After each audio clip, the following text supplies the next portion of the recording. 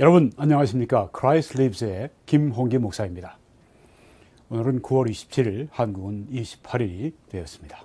곧 10월이 되겠네요. 세월이 정말 빠르게 지나갑니다. 하나님이 우리에게 큰 지혜를 주시기를 간절히 기도합니다. 네, 오늘은 미국의 11월 8일 날 있을 중간선거, 여기에 예상을 말씀을 드리려고 합니다. 상원이 좌파 민주당이 우세합니다. 69대 31로 우세합니다. 하원은 우파 공화당이 우세합니다. 70대 30으로 우세합니다. 뭐 거꾸로 뒤집어 보면은 거의 비슷한 그런 그 상황인데요. 네, 미국의 유명한 그 538이라고 하는 그 여론조사 기관에서 예상한 바에 의하면 이렇습니다. 10일 전 9월 17일 날 그때의 상황입니다. 10일 전 상황입니다. 미 상원에 그 예상되는 그 퍼센티지가 좌파 민주당이 71%로 우세합니다. 네, 그 우파 공화당은 29%, 네, 71대 29로 10일 전에 미 상원에서 민주당이 더 우세한 것으로 이렇게 나왔습니다. 그런데 오늘 10일 이후에 그 바뀐 결과를 보면 민주당이 71에서 69%로 내려갔고, 이 공화당이 29%에서 31%로 약간 올라갔습니다. 근데 오차 빼고 나면 뭐 별 차이가, 뭐 사실상 차이가 없는 그런 것으로 우리가 이해할 수 있습니다. 그러니까 미 상원에서 이번 11월 8일 날 민주당이 다수당이 될 확률이 약 70%가 된다. 더 우세하다. 이렇게 우리가 볼 수 있습니다. 그리고 10일 전입니다. 미 하원의 예상을 보면은 공화당이 71%로 우세하고 민주당이 29%. 그러니까 뭐 압도적으로 공화당이 우세한 그것을 보이고 있습니다. 자, 그러면 이제 오늘 10일 후의 결과를 좀 보면 미 하원입니다. 공화당이 71에서 70%로 1% 떨어졌고, 민주당이 29%에서 30%, 1% 올라왔습니다. 그런데 뭐 거의 차이가 없는 것입니다. 네, 7대 3으로 미 하원은 공화당이 다수당이 될 확률이 70%로 그렇게 우세합니다. 그렇지만 반대로 미 상원에서는 민주당이 약 70%로 다수당이 될 확률이 많다고 하는 것입니다. 네, 뭐 참 아주 그 흥미있는 숫자입니다. 네, 70대 30, 뭐 70% 정도 그 우세한 쪽이 그런 것을 공통인 것을 우리가 볼 수 있습니다. 이 상원이 이렇게 그 민주당이 70% 정도로 우세한 이유가 어디 있는가? 여러분 여기에 이 통계를 보시면 펜실베니아주에서 이제 예상 가능한 그 투표할 사람들에게 이제 물어본 것입니다. 왼쪽에 파란색, 물론 이제 민주당 색깔입니다. 오른쪽에 빨간색은 물론 공화당 색깔입니다. 네, 공화당의 메멧 아즈라고 하는 이분은 이제 라디오 톡쇼 하는 사람인데요. 47% 예상 득표율. 왼쪽에 존 페터맨, 아마 이분이 이 펜실베니아주의 법무장관이 아닌가 그렇게 생각이 됩니다. 네, 52%. 근데 이분이 지금 문제가 있는 게 1월 달에, 지난 1월에 이 스트로크, 우리말로 뭐 풍이라고 해야 되나요? 네, 그런 것을 이제 받아가지고 그렇게 변을 당했는데, 그래도 지금 민주당의 예비 선거에서 이겨서 지금 여기 본선거에 지금 출전을 했습니다. 당연히 이 아주 후보가 더 유리하죠. 뭐 건강상 이런 이유를 보게 되면. 그런데 지금 여기서 보게 되면 한 5% 정도가 뒤지고 있습니다. 이게 지금 상원에서 여기서 이겨야 공화당이 다수를 할 수가 있는데, 다수당이 될 수 있는데, 여기에서 지금 이렇게 쥐고 있습니다. 이 어제는 누가 밀었는가 하면 트럼프가 밀었습니다. 트럼프 전 대통령이 이렇게 그 사람들을 미는 그 첫 번째 이유가 뭐냐 하면은 지난 선거가 조작됐다. 지난 선거가 도둑질 당했다. 이런 거. 지난 선거가 불법 선거다. 이런 거. 자기가 근거가 없죠. 네, 근거가 없이 그런 주장을 지금까지 계속하고 있는데 거기에 또 많은 사람들이 동조를 하고 있다고 하는 것입니다. 미 법원에서는 뭐 60여 차례 연방법원, 또 항소법원, 뭐 일반 법원, 뭐 연방법원, 주법원 뭐 다 해서 60여 차례에서 한 번도 이긴 적이 없습니다. 한 번도 제대로 증거 제시가 안 됐어요. 이 트럼프 팀의 변호사들이 밖에서 사람들에게는 마치 커다란 사기가 있었던 것처럼 얘기하고 법정에 가서는 그렇게 얘기를 안 합니다. 왜냐하면 거기서 판사들이 다 보고 판단을 하기 때문에 딴 얘기를 하는 겁니다. 그러니까 정치적으로 이렇게 사람들을 선동하고 법정에 들어가서는 또 이제 하고 그럼에도 불구하고 60여 차례 그 패배를 계속했습니다. 그것으로 민주국가에서는 좋게 해야 됩니다. 더 이상 넘어가면 안 되는데 이걸 이제 정치적으로 악용을 하는 것입니다. 그렇게 해서 마치 불법 선거인 것처럼. 자, 거기에 동조하는 사람 그 중에 하나가 어즈입니다. 트럼프 전 대통령은 그렇게 그 자기의 그 기준에 그 첫 번째 기준이 이 사람이 일렉터빌리티가 있나, 이 사람이 정말 당선 가능성이 제일 높은 사람이냐, 이게 아니에요. 그렇게 해야죠. 선거는 당선 가능성이 가장 높은 후보를 그 당에서 내밀어야죠. 그런데 그게 아니었습니다. 자기의 그 인기를 얻고 이렇게 그 어즈 같은 사람,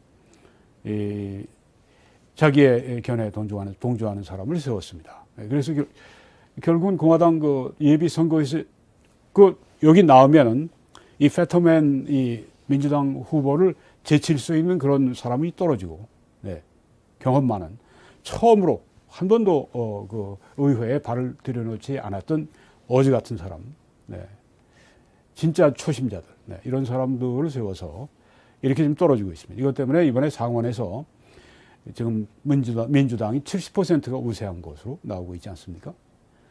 이게 참 큰 문제입니다. 정말 이 공정하게 그리고 바르게 이 선거 전략을 짜고 해야 되는데, 그래서 지금 상원이 또 그 민주당 손으로 또 들어갈 것이다, 이렇게 보는 것입니다. 네, 참 안타깝습니다. 지난번 2020년 선거 때도 상원이 트럼프 대통령이 이제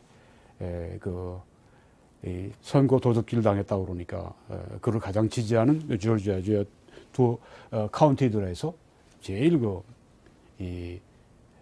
투표율이 낮았습니다. 그래서 이제 그때 결선 투표에서 2명 다 민주당 상원 의원이 돼서 50대 50으로 되고, 그런데 이제 해리스 부통령이 중간에서 좌우하니까 최종표를 행사하니까 결국은 지금 이 소수당인데, 이번에 정말 좋은 기회입니다. 이번에 정말 그 역전할 수 있는 좋은 기회인데 그렇지 않은 것 같아서 저같이 객관적으로 보는 사람들 입장에서는 대단히 속이 상한 겁니다. 여기도 마찬가지입니다. 펜실베이니아주에 이 투표할 사람들, 그런 사람들에게 이제 물어본 것입니다. 샤피로 왼쪽에 민주당 주지사 후보로 나온 사람이 55%, 오른쪽에 더 메스트리아노라고 하는 사람이 공화당 후보가 44%. 이 사람 역시 마찬가지입니다. 선거 도둑질 당했다, 뭐 근거가 없이 주장을 하는 거예요. 근거가 없이 주장하면 제가 왜 이러고 있겠습니까? 강력하게 제가 트럼프나 강력하게 그 지지하는 사람들 편에 서서 제가 강력하게 제가 이 선거 도둑질하고 제가 안 싸우겠습니까? 안타깝기 짝이 없습니다. 공화당이 좀 더 정신 차려야 될 것 같아요. 네. 지금 이렇게 11%나 지금 차이가 나고 있습니다. 조금 전에도 이제 한 5% 정도는 그래도 좀 해볼 만한데 워낙 인기가 떨어지니까 별로 가망성이 없어 보이고, 여기는 벌써 뭐 퍼센티지로 볼 때 가망성이 뭐 더 없어 보이고, 네. 이렇습니다. 네.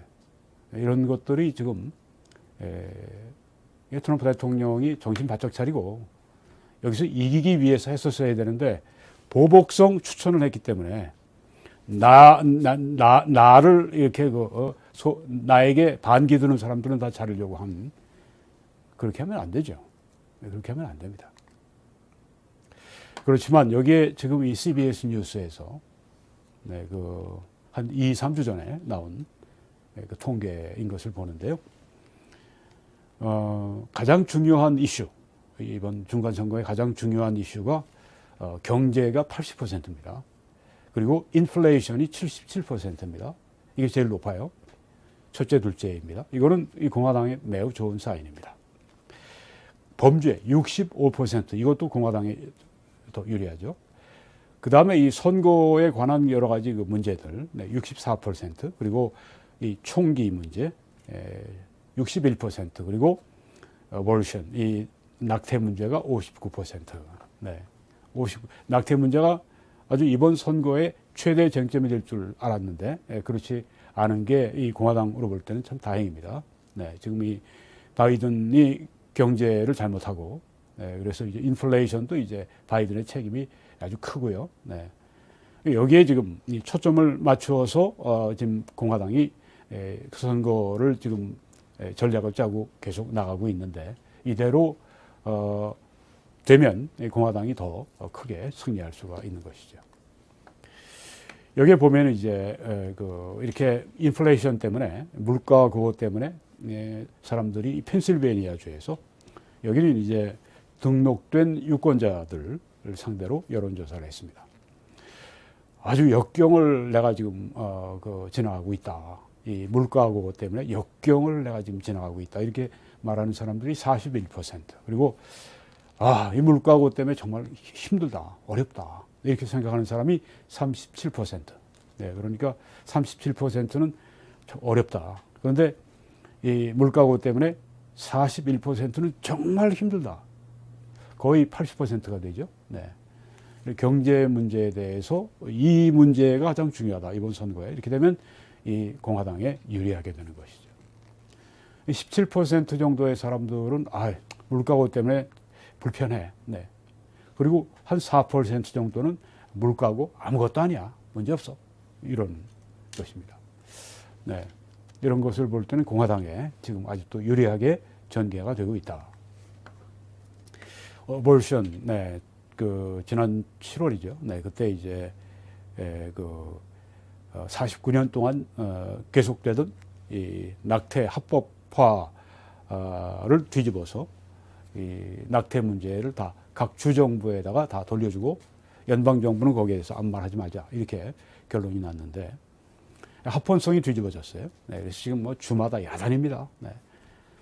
어떤 주에서는 아주 강하게 낙태를 완전히 거의 뭐 금지시키려고 하고, 어떤 주에서는 다른 주에서 이 낙태를 받기 위해서 우리 주로 오면 그 사람들을 막 뭐 보호해주고 뭐 이런 뭐 완전히 두조각이 난 미국을 보는데요.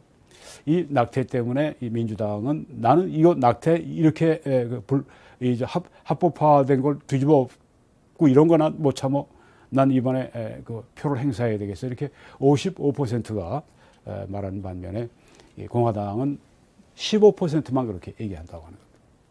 네, 그다음에 중간에는 글쎄 뭐 내가 그 일 때문에 그렇게 이 투표를 뭐 더 하거나 뭐 그러지는 않을 거야. 네, 이런 사람들이 이제 6%, 4% 뭐 별 차이였고요.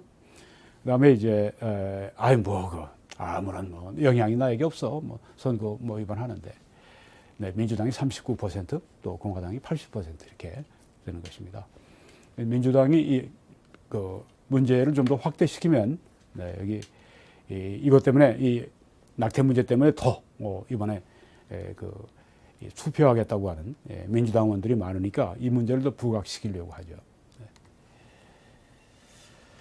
그런데 이번에 유리합니다. 공화당에. 왜냐하면 역대 중간 선거 하원 의석이 이 현직 대통령에 대해서 하나의 심판으로 그렇게 작용하기 때문에 그 정권을 가지고 있는 이 당 지금 민주당 그 하원 의석이 상실될 그런 확률이 훨씬 더 많습니다. 훨씬 더 많습니다.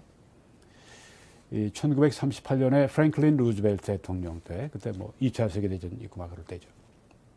무려 민주당이 81석을 이뤘습니다.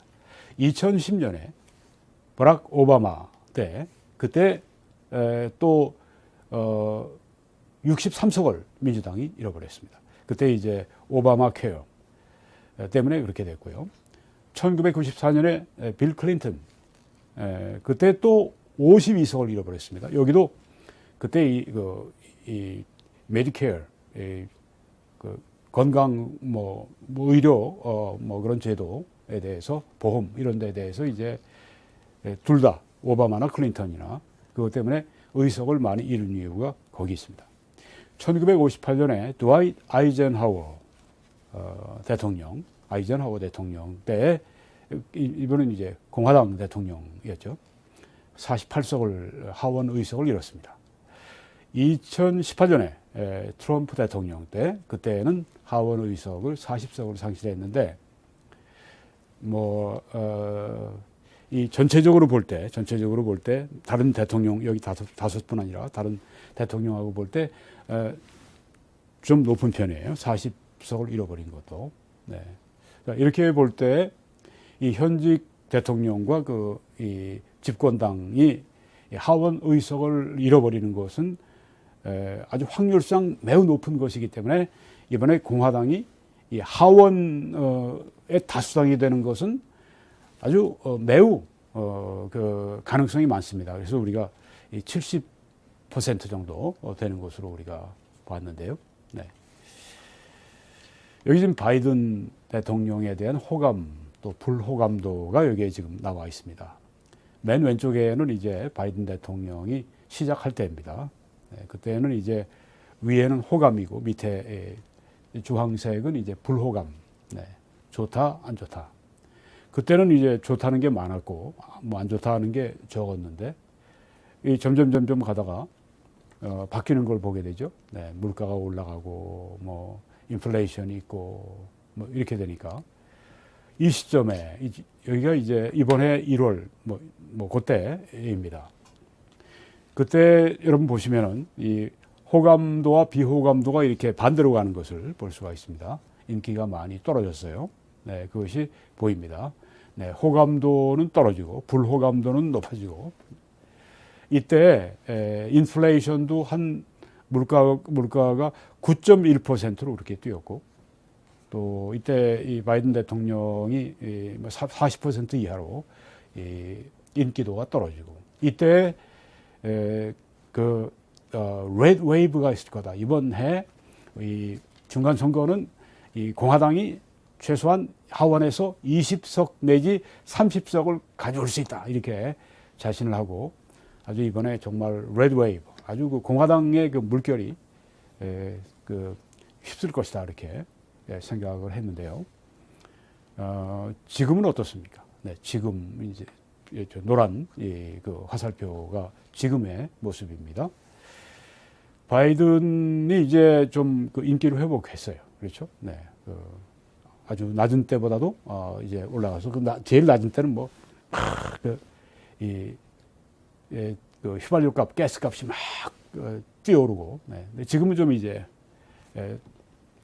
좀 내려가고, 그러니까 이게 또 이렇게 바뀐 겁니다. 그래서 지금은 공화당이 연초에는 20 내지 30석을 얻을 것이다 했는데 지금은 한 10석에서 한 20석 정도 얻는 것으로 그치지 않겠느냐 이렇게 얘기를 한다고 합니다.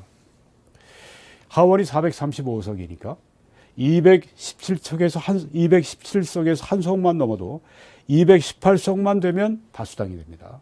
그럼 이제 끌고 가는 거예요. 다수당으로. 한 석. 그런데 이제 지금이 공화당이 213석이니까 5석만 더하면은 218석으로 해서 다수당으로 컨트롤할 수가 있는 겁니다. 그러니까 여기에 지금 그 10석, 20석 정도는 그래도 그 더해질 것이다. 그렇게 보는 거니까 아마 그 이 공화당이 이번에 하원 다수당이 되는 것은 뭐 굉장히 확률이 높습니다. 그런데 이제 만약에 이 의석수가 확 차이가 나면 힘이 있는데 의석수가 이제 뭐 가까스로 넘기거나 뭐 조금 더 넘기면 힘이 약하죠. 그래서 상원은 민주당으로 갈 것 같고 하원은 공화당으로 올 것 같습니다. 그럼 이제 그동안 대통령 백악관이나 또 상원이나 하원이 다 좌파로 갔기 때문에 민주당 쪽이기 때문에 그쪽으로 권력이 쏠렸는데 이제 하원이라도 가져오게 되면은 좀 그 저지할 수 있는 그 반항할 수 있는 그런 그 좀 밸런스가 그래서 조금 좀 나아지게 되는 것이죠. 그래서 이런 상황을 알고 우리가 기도해야 할 줄 믿습니다. 이 트럼프 전 대통령에 대한 호감, 불호감도인데요. 네, 저기 지금 뭐 지난해 1월 달부터 지난해 1월 달에 그때 폭동이 일어나고 그러니까 아주 굉장히 안 좋았죠. 호감도가 떨어지고 불호감도가 높아지고. 근데 뭐 이렇게 쭉 어떤 선에서 계속 이렇게 유지가 되는 걸 볼 수 있습니다. 맨 오른쪽에 지금 현재를 보면은 이 호감도가 43.1%, 불호감도가 53.2%예요. 조금 전에 우리가 이 바이든 경우를 보게 되면은 불호감도는 53.1%, 호감도는 42.8%. 트럼프는 불호감도는 53.2%, 뭐 0.1% 차이니까 뭐 거의 차이가 없습니다. 네, 그리고 또 호감도가 바이든이 42.8%인데 여기 트럼프는 43.1%, 0.3%니까 별 차이가 없어요. 둘 다 뭐 거의. 네, 그래서 이제 트럼프가 출사표를 던지고 나는 2024년 대선에 나온다. 그러면 이제 바이든이 내가 트럼프를 이겼으니까 누가 트럼프를 내 대신 상대할 수 있느냐 이러면서 나오게 된다고 하는 겁니다. 네, 그래서 트럼프와 바이든은 서로 간에 경쟁이면서 서로 간에 서로를 필요로 하는 입장이다. 뭐 이렇게 또 평가를 전문가들이 하기도 합니다. 네, 앞으로 어떻게 될지 하나님만 아시는 일인데요. 트럼프 대통령에 대해서 조금 말씀드리고 끝내려고 하는데 이 트럼프 이 법률팀에서 이제 그 전략을 낸 것이 스페셜 마스터를 두자. 전격 수색을 당해서 이제 가지고 있던 마로라고에 가지고 있던 서류들, 기밀 서류들 뭐 포함해서 다 지금 법무부가 가지고 갔습니다.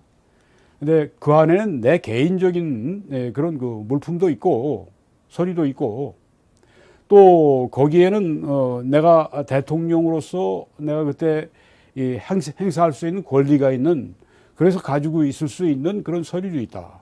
근데 이건 법무부가 이것을 가리는 건 난 믿지 못한다. 그러니까 이 중간자 입장인 스페셜 마스터, 뭐 우리말로 번역하면 특별 감찰관이라고 할 수 있습니다. 특별 감찰관을 세워라. 그렇게 해서 그 사람으로 하여금 법무부가 가지고 있는 자료를 법무부가 보는 게 아니라 그 중간에 있는 사람이 보고 이제 트럼프 이 대통령에게 귀속되는 그런 것들은 다 돌려주고 나머지는 이제 조사하더라도 그걸 누가 하느냐? 법무부가 하면 안 된다. 스페셜 마스터가 해야 된다. 그렇게 해서 이제 그게 트럼프 대통령이 세운 그런 에일린 캐논이라고 하는 플로리다 주의 한 법원의 판사가 그걸 그렇게 하겠다고 해 주었습니다. 그러니까 이제 이긴 거죠. 스페셜 마스터가 생겨났으니까 스페셜 마스터를 할 때 이제 트럼프 대통령 측의 법률팀에서 이제 어떤 분을 천거했습니다. 그러면 이제 이 법무부에서 그 사람을 이제 퇴짜를 놓으면 안 되는 건데 법무부에서 그 사람 정도면 좋다. 우리도 그 사람을 받아들이겠다. 그렇게 해서 이제 쉽게 스페셜 마스터가 세워지게 됐는데 이게 결국은 이 전략이 역효과를 지금 바라고 있다. 그리고 이게 사실 무효화되고 있다. 이런 평가를 받는 이유는요. 이분이 이제 스페셜 마스터입니다. 레이먼드 디어리 판사입니다. 이분이 그 부시 대통령 때 법무부에 뭐 일을 했던 분으로 제가 기억을 합니다. 그러니까 우파 그 판사인 것이죠. 보수입니다. 그러니까 이제 뭐 트럼프 대통령 측에서 이제 이분을 천거했고, 근데 이분에 대해서 이제 그 좌파 민주당 법무부가 오케이 하고 받아들였어요. 네. 어떻게 될지 궁금했었는데 이분이 이제 이렇게 나온 겁니다. 그 데어리 판사가 이분은 이제 그 보통 스페셜 마스터는 이렇게 은퇴한 판사를 세웁니다. 여기 은퇴한 분인데요. 이렇게 얘기했습니다. 트럼프가 기밀 문서를 해제했다고 말을 하는데, 네. 뭐 지난주에는 해너티 쇼에 나와서 그런 얘기까지 했습니다. 그건 뭐 내 특권이고 내 말로 되는 거고, 아니 내 생각만 해도 기밀 문서를 해제할 수 있다고 난 그렇게 이해하고 있다. 뭐 이렇게 말을 했습니다. 그리고 나는 그 기밀 문서 해제했어. 근데 이제 그 백악관, 트럼프 행정부의 백악관에 있던 관리들이 아무도 트럼프 전 대통령이 그것을 해제했다고 하는 그걸 아무도 모른다고 하는 거예요. 그런데 이제 트럼프 본인 자신은 내가 기밀 해제했어. 그렇게 말을 합니다. 그러니까 기밀 문서를 해제했다고 하는 증거, 기밀 문서, 정부의 기밀 문서를 대통령이 최종적으로 이걸 해제할 권한이 있는데, 해제했다고 하는 그 증거를 말로만 하지 말고 증거를 제시해라. 트럼프 법률팀에 그렇게 그 제시를 요구했지만 그것을 이제 트럼프 법률팀에서 말을 못해요. 제시를 못합니다. 그러니까 그걸 책망을 했어요.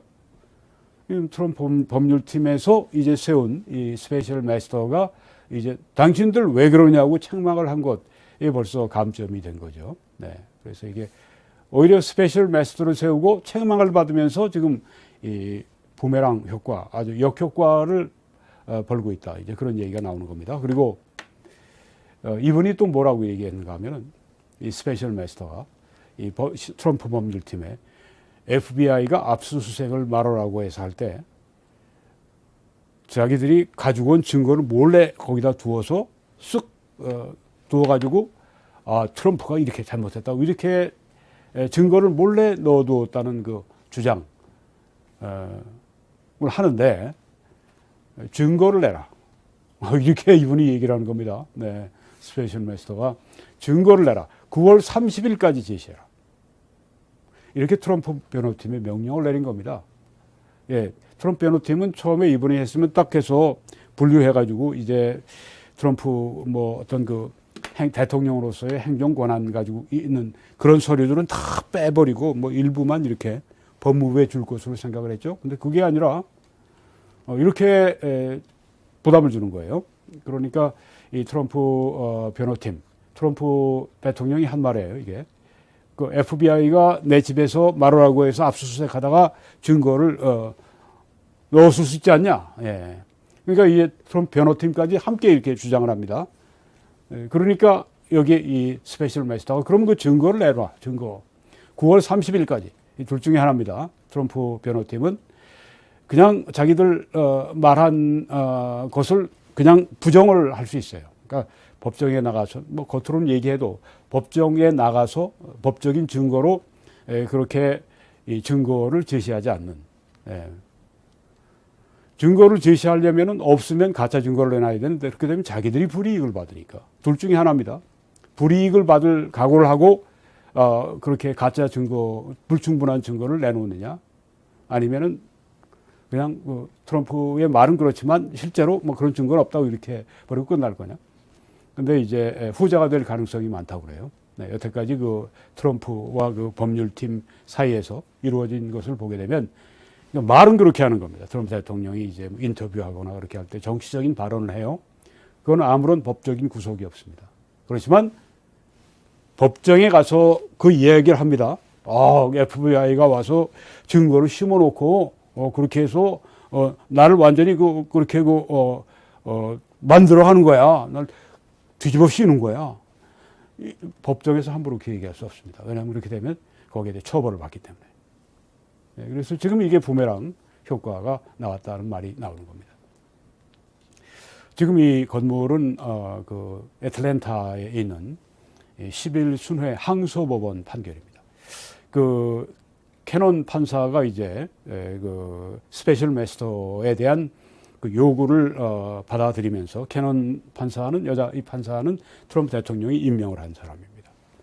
그러니까 트럼프 대통령에 대해서 우호적인 판결을 내렸다고 막 비판을 받는데, 하여튼 그분이 그때 그 서류를 더 이상은 압수수색한 서류를 더 이상은 이 법원에서 볼 수 없어. 딱 잘랐습니다. 법원이 그 법무부가 볼 수 없어. 그러니까 법무부에서 청원을 또 캐논 판사에게 그거 다시 재고해달라고 그러니까 다시 말하길 안 돼. 아주 캐논이 이렇게 딱 그 선언을 하니까 그러면 안 되겠다. 미 법무부에서 그러면 고등법원으로, 미국에서는 이제 어필스 코트, 항소법원으로 우리 항소한다. 이렇게 돼서 이제 여기에 11순회 항소법원에서 판결을 받았습니다. 여기 이 법원에서는 3명의 판사들이 그걸 주재했는데 그 중에서 2명이 트럼프 대통령이 지명한 보수 판사들이었습니다. 처음에는 이 항소법원은 보수 법원이기 때문에 여기에 법무부가 이렇게 항소하는 거는 이거는 그 불리하다. 그런데도 이제 했어요. 그런데 어떤 결과가 나왔느냐? 보수적인 이 항소법원에서 트럼프가 기밀 문서를 해제했다는 증거를 트럼프 법률팀이 제시하지 못한 것을 책망을 했습니다. 아까 이 데어리 판사가 그 스페셜 마스터가 한 똑같은 책망을 여기 한 거예요. 기밀 문서 해제했다고 트럼프가 얘기하는데 증거를 대봐. 법률팀이 증거를 제시하지 못하니까 왜 그랬어 하고서 책망을 했다고 하는 겁니다. 그리고 이런 판결을 내렸습니다. 캐논 판사의 판결을 완전히 뒤집어 버렸어요. 미 법무부는 마라라고에서 압수한 기밀 서류들을 검토할 수 있다. 캐논은 검토할 수 없다. 이건 스페셜 마스터에게 맡겨야 된다. 그런데 항소법원에서는 아니 그 기밀 서류들 그 내셔널 시큐리티 그건 그 국가 안보에 관한 문제야. 그거 법무부가 빨리빨리 조사해야 돼. 그러고서 그냥 법원 했던 걸로 그냥 싹 캐논 판사의 판결을 그냥 싹 무시하고 뒤집어 버리고 그 다음에 이 서류들 다 이 미 법무부가 기밀 서류들 압수한 서류들 이제 다시 검토 시작해도 돼. 그렇게 된 것이라고 하는 겁니다. 그러니까 이렇게 막 엎치락 뒤치락 막 하는데 지금 이 스페셜 마스터 이 제도가 이렇게 이런 전략이 지금 오히려 역효과가 있다. 무효화가 되고 있다. 왜요? 그 스페셜 마스터가 그 기밀 서류를 다뤄야 되는데 이 항소법원에서 아니 스페셜 마스터가 그 관여할 문제가 아니야. 그냥 미 법무부에서 그냥 해버려. 이러니까 스페셜 마스터가 할 일이 없어진 거예요. 지금 이런 상황 가운데 있습니다. 이것은 뭐냐면 트럼프를 기소하기 위한 작업이 중단 없이 진행된다고 하는 겁니다. 이 좌파 민주당에서는 트럼프를 기소하려고 하죠. 제 생각에는 이번 11월 중간선거 전에는 기소를 안 할 것 같아요. 전문가들이 하는 얘기를 들으면 그렇습니다. 제 판단도 그렇고. 그런데 이제 내년 초 정도의 트럼프에 대한 기소가 있다면 있을 것이다. 그렇게들 보고 있습니다.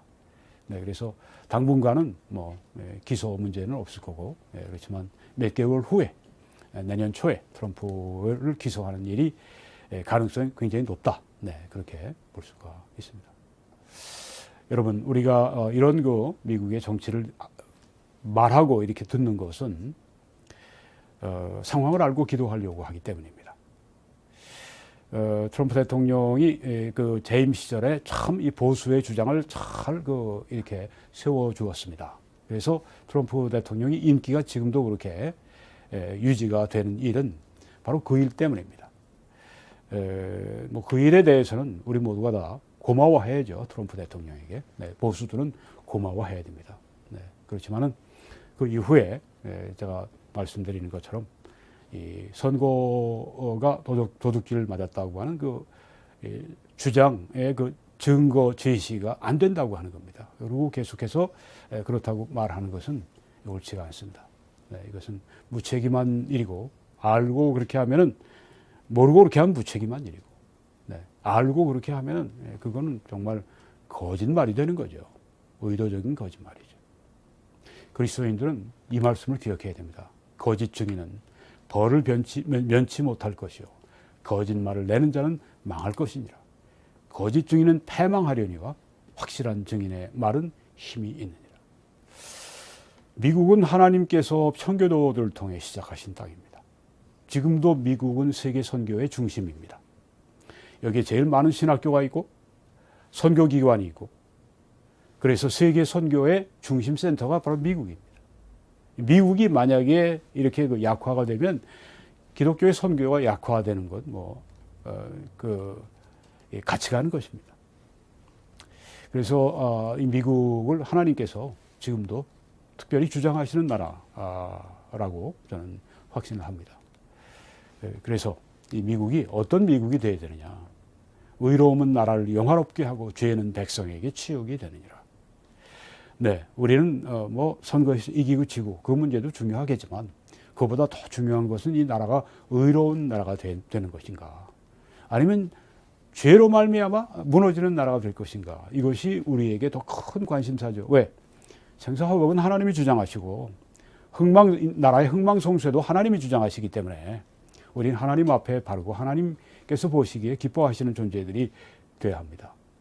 절대 거짓말에 동조하거나 거짓말을 후원하거나 거짓말을 합리화시켜가면서 그냥 그렇게 해서 어떻게든지 선거에서 이겨보려고 그러지 말아야 합니다. 하나님은 어떤 한 사건을 통해서 확 여론을 뒤집어 엎으실 수 있는 그런 하나님이세요. 어떤 한 사람 때문에 그냥 되고 안 되고 이런 하나님이 아니세요. 하나님께서는 원하시는 대로 원하시는 사람을 원하시는 때에 세워서 하나님의 뜻을 이루어 가시는 전지전능하신 하나님이십니다. 어떤 사람에 대해서 지나치게 의존하고 지나치게 개인 숭배하고 지나치게 그 사람에게 모든 것을 의존하고, 이거는 신앙인들이 가질 자세가 아닙니다. 나라를 위해서 기도하시고, 한국에서 지금 시청하시는 분들이 또 많은데요. 한국의 우리 그 지도자들을 위해서 우리가 기도해야 되겠습니다. 차후에 지금 윤석열 대통령, 차후에 지도자가 있어야 되지 않겠습니까? 그리고 윤 대통령도 잘할 수 있도록 기도해야 되고, 지금 여기서도 우리가 이번 중간 선거를 위해서 기도할 뿐 아니라 2024년에 하나님이 정말 의롭고 지혜롭고 능력 있고 그런 지도자를, 정치 지도자를 세워주시도록 우리가 간절히 기도해야 할 줄 믿습니다. 그런 의미에서 오늘 우리의 방송이 값진 것입니다. 여러분이 이 사역을 위해 함께 기도해 주시고 전파해 주시고 헌금으로 이 방송이 여러분의 방송, 이 사역이 여러분의 사역, 이 전파가 여러분의 전파가 되게 하시기를 간절히 바랍니다. 하나님이 여러분을 칭찬하시고 보상 주시고 축복하시도록 그렇게 꼭 하시기 바랍니다. 그렇게 하신 분들께 감사드리고 또 치하를 드리고 싶고 이 말씀으로 또 격려해 드립니다. 하나님이 능히 모든 은혜를 우리에게 넘치게 하실 수가 있습니다. 그래서 우리가 모든 일에 항상 모든 것이 넉넉해서 모든 착한 일을 넘치게 하게 하신 하나님의 은혜. 네, 우리가 이 은혜를 다 힘입는 사람들이 되기 바랍니다. 하나님이 신실한 종들에게 이 은혜를 넘치게 우리의 신실함의 도에 따라서 그만큼 부어주실 줄 확실합니다. 한국에서는 신한은행의 계좌를 통해서 함께 주의 일을 해주시고, 미국에서는 뱅크 오브 아메리카 계좌를 통해 함께 헌금하시며 주의 일에 힘써주시기 부탁합니다. 하나님의 놀라우신 은혜가 미국과 한국과 캐나다와 여러분 계신 곳에 넘치시기를 간절히 축원합니다.